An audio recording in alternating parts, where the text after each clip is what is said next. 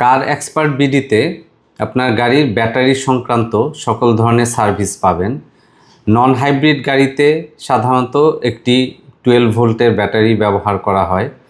এখান থেকে আপনি ব্যাটারি রিপ্লেসমেন্ট করিয়ে নিতে পারবেন বা ব্যাটারি কন্ডিশন চেক করে নিতে পারবেন।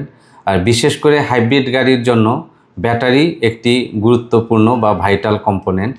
এই হাইব্রিড গাড়ির ব্যাটারি হেলথ চেক থেকে শুরু করে হাইব্রিড গাড়ির ব্যাটারি প্রয়োজনে রিপ্লেসমেন্ট, হাইব্রিড গাড়ির ব্যাটারির পাওয়ার ব্যালেন্সিং থেকে শুরু করে এখানে যাবতীয় কাজ করা হয়ে থাকে।